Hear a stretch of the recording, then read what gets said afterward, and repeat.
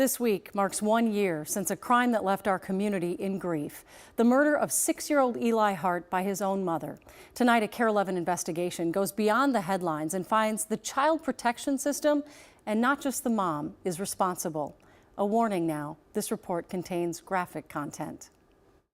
Nikita Kromberg walks to her car at 3 a.m. to go to work. A stalker with binoculars watches. She sat outside our home in the middle of the night. Nikita and husband Stephen were fostering a little boy.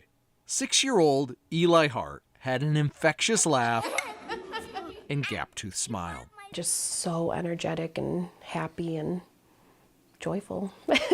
Eli lived with them for 11 months after police found him naked, standing in a home amidst garbage and decaying food. His mother, Julissa Thaler, had a history of severe drug abuse, delusions, and mental illness. She now sat in a car watching the boy's foster home.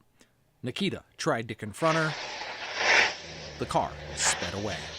You know, she's presenting very unstable behavior. You tried to warn people? CPS warned them many times.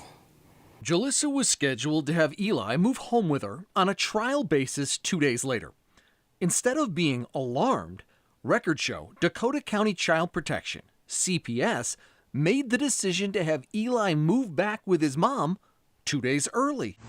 There is no tire there. All right. 5 months to the day later. There's what? Blood all over the car. Police stopped Julissa. Her car shattered. I have a broken windshield and I'm missing a tire because some kids were shooting at my car. I had some. What looks like blood in there? And It's not blood, it's deer meat. I had a big bag of, there's a farm around here that does deer meat and hamburgers. So. Shotgun shells all over the side. yeah. Holy we got a body. All right, let's cover it. KARE 11 investigates the Eli files. We have a little bit of Eli here. From ashes to artwork, Eli's foster parents cling to reminders of the boy they believe child protection could have saved. It's a system that needs to be changed. KARE 11 obtained hundreds of never-before-seen CPS emails and texts, along with videos and case reports that reveal not a few, but a myriad of failures to protect Eli. This is one of the most shocking failures of child protection that I've seen. Dee Wilson has worked nearly 50 years in child welfare. Usually, he cautions against the temptation of applying 20/20 hindsight. But this is one of the actual most unforgivable, completely unnecessary child maltreatment deaths. That happened over there. For years, Julissa made what she herself admitted were false abuse claims against Eli's father, Tori, and used them to seek protection orders so Tori could not have contact with Eli. When Julissa had a severe mental break, Dakota County Child Protection, not yet knowing if Dad was safe, let's see those muscles, placed Eli with Nikita and Stephen, Julissa's cousin. Eli was with family. He was loved.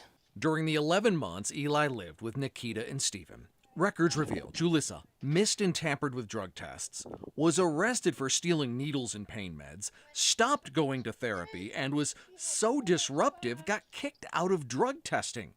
Supervised visits with Eli went poorly. In one, on October 27th, Julissa dug her fingernails into a social worker's hand and threw garbage on her. Despite concerns, Beth Daner, the child protection worker in charge of the case, granted Julissa unsupervised visits. Bye! Bye!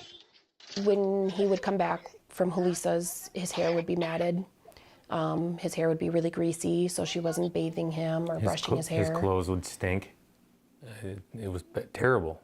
In contrast, Eli's dad, Tori, also began getting visits.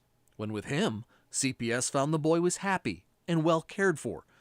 Tori filed in court for custody. But under Minnesota law, the dad's family court custody case had to be paused until the mom's child protection court case was over. Dakota Child Protection could have filed for a transfer of custody to give Eli to his dad. But despite all the red flags, decided to give Julissa more chances. There wasn't a single green flag or yellow flag that Julissa had given.